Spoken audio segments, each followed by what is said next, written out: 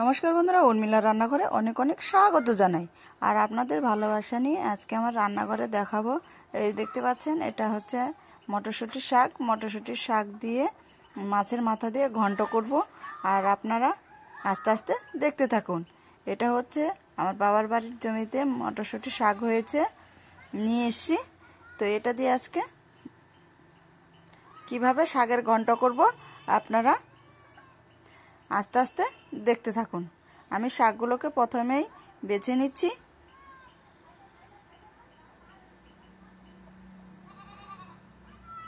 এই দেখুন, সুন্দরভাবে বেছে নিচ্ছি আমি শাকগুলোকে। কচি কচি শাক দিয়ে ঘন্ট করতে কিন্তু বেশ মজাই লাগে।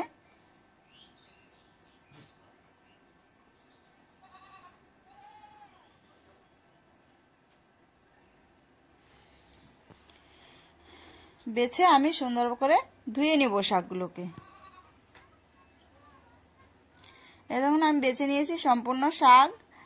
তারপরে এই দেখুন, এই যে মাছের মাথাটা বাজার থেকে কিনে নিয়ে এসছে, এই মাছের মাথা দিয়েই আজকে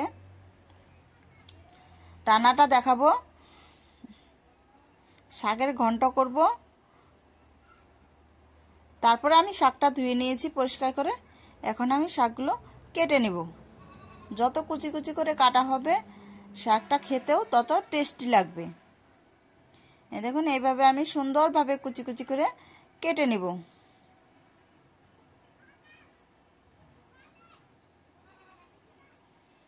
কেটে নিচ্ছি শাকগুলোকে।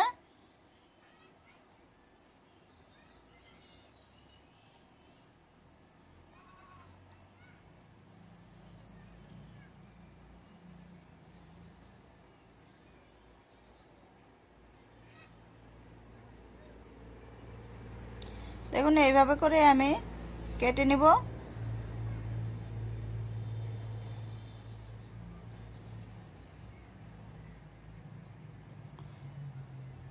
সম্পূর্ণ শাক আমার কাটা হয়ে গেছে। তারপরে এখন উনুনটা জ্বালিয়ে দিই। উনুনটা আমি জ্বালিয়ে দিয়েছি। তারপরে কড়াই বসিয়ে দিলাম। কড়াইয়ের মধ্যে আমি হালকা তেল দিয়ে দিব। তেলটা দিয়ে একটু নেড়ে চেড়ে নিব।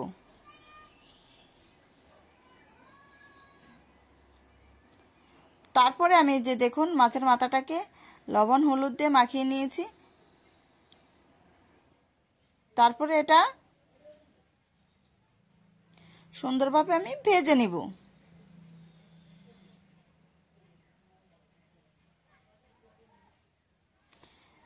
তেলের মধ্যে দিয়ে দিচ্ছি মাছের মাথাটা।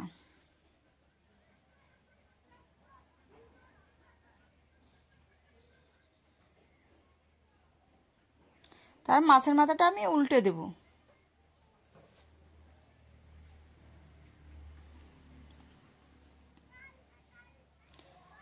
দেখবেন শাকবাজির থেকে মাছের ঘন্টের রেসিপিটা কিন্তু খেতে ভালোই লাগে। তারপরে আমি মাছের মাথাটাকে নামিয়ে নিয়েছি। তারপরে এখন ফোড়ন দিব। দেখুন, এই যে তেজপাতা, শুকনো লঙ্কা আর কালো জিরা।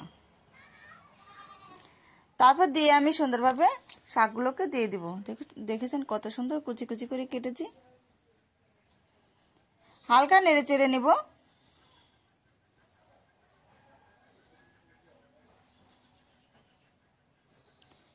তারপরে দিয়ে দিব আমি হচ্ছে এখানে স্বাদ মতো লবণ।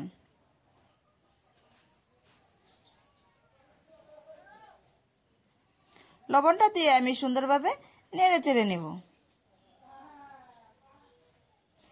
তারপরে দিয়ে দিব হচ্ছে পরিমাণ মতো হলুদের গুঁড়ো।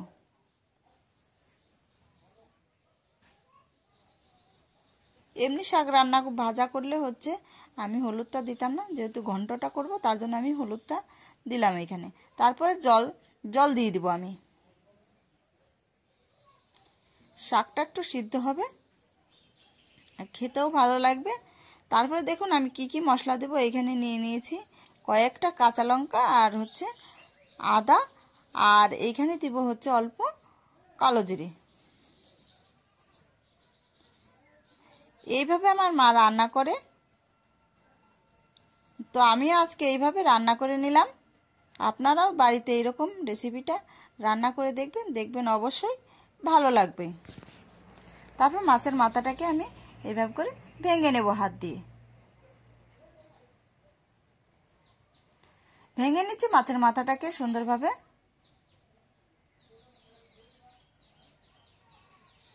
এইরকম শাকের ঘন্ট হলে পারে এক থালা ভাত কিন্তু নিমিষেই শেষ হয়ে যাবে।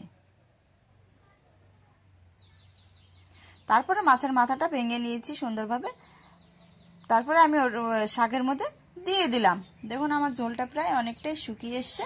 তারপরে এই যে এখানে নিয়ে নিয়েছি আমি হচ্ছে চালের গুঁড়ো, আতপ চালের গুঁড়ো। তারপরে এটাকে আমি জল দিয়ে মিশিয়ে নিব।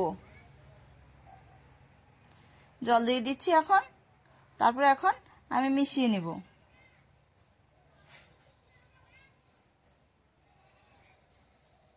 মিশানো হয়ে এসছে, তখন আমি এটার উপরে এখন চালের গুঁড়োগুলো দিয়ে দিব।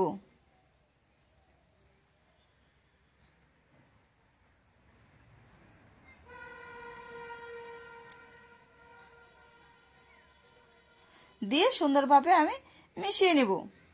যাতে একটু ঘন ঘনই নাড়তে হবে, না তো আবার ঘন ঘন নাড়লে চালের ওই গুঁড়িগুলো থাকবে, একবারে গোটা গোটা হয়ে থাকবে।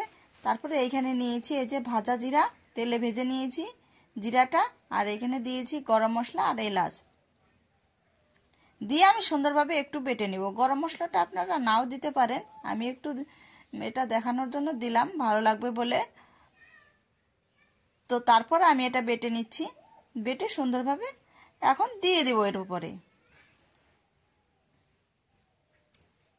দিয়ে নেড়ে চেড়ে নিব। আমি মশলাটা দেওয়ার পর আমি বেশিক্ষণ নাড়ব না, 30 থেকে 40 সেকেন্ডের মতো নেড়ে নিব। তারপরে দেখুন এই যে মাছ ভাজির জন্য আমি নামিয়ে নিয়েছিলাম হালকা তেল, তারপরে তেল দিয়ে দিব অল্প।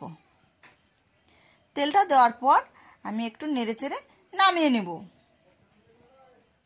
দেখবেন আপনারাও এরকম রেসিপিটা বাড়িতে বানিয়ে নেবেন, দেখবেন ভালো লাগবে। এই যে নামিয়ে নিচ্ছি। আর সম্পূর্ণ ভিডিও দেখার জন্য অনেক অনেক ধন্যবাদ। আর যারা পুরো ভিডিওটা দেখার পরও সাবস্ক্রাইব করেনি, অবশ্যই সাবস্ক্রাইব করে পাশে থাকবেন।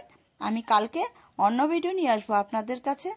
আপনারা ভালো থাকবেন, সুস্থ থাকবেন, এই কামনাই করি। দেখেছেন কত সুন্দর কালার এসছে শাকের ঘন্ট, তাদের এখনই কত সুন্দর একটা সেন্ট বেরিয়ে এসছে। আপনারাও চটজলদি বাড়িতে এই রেসিপিটা বানিয়ে নেবেন। অনেক অনেক ধন্যবাদ।